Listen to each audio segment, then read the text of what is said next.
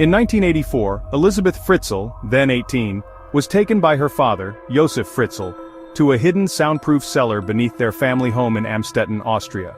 For 24 years, she was held in this concealed basement without the outside world's knowledge. Joseph manipulated the situation by misleading his wife and the community, claiming that Elisabeth had willingly left home.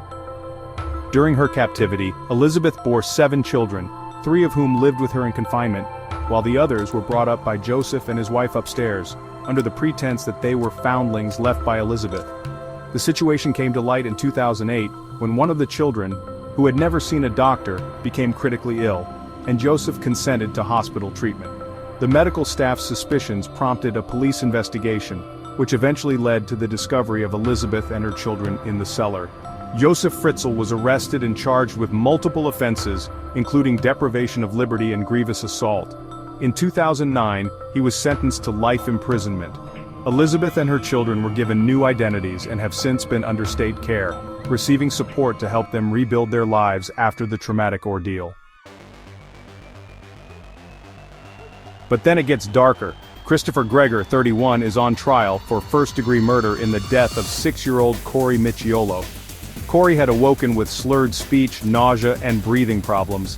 His father didn't take him to the hospital until nearly 4 p.m., when doctors determined that the boy needed to be immediately intubated, but it was too late.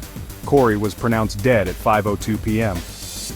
An autopsy ruled his death a homicide from suffering blunt force trauma to his chest and abdomen, lacerations and contusions to both his liver and heart, and other indications of chronic abuse.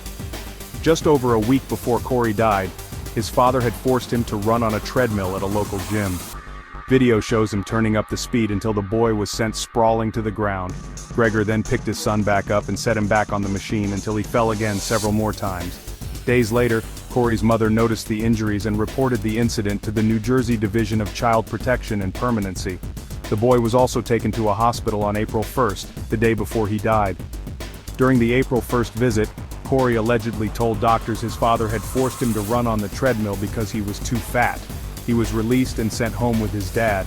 As Corey was dying, Gregor didn't stick around at the hospital. Also in court Thursday, a nurse testified he walked out of the hospital as they were scrambling to keep the boy alive. "We were the only ones with him," testified Lindsay Carnevale, a nurse at the Southern Ocean County Medical Center. "We were the only ones there." Gregor faces 30 years to life in prison if he is convicted of murder. And how, on September 22, 2006, Cassie Jo Stoddart, an American high school student, was murdered by her classmates Brian Draper, born March 21, 1990, and Tori Adamczyk, born June 14, 1990, in her aunt and uncle's house in Pocatello, Idaho, United States. Stoddart's body was discovered 2 days later, when her relatives returned home from their trip. The perpetrators claimed that they were inspired to do that to Stoddart by the slasher film Scream, which led to them being nicknamed the Scream Killers. Adamczyk and Draper recorded documentary-style videos about how they were horror movie fans, especially Scream, and wanted to reenact similar things in real life. They started a death list of other potential victims the day of Stoddart's murder, following their initial plan. Both perpetrators received sentences of life imprisonment without parole on August 31, 2007.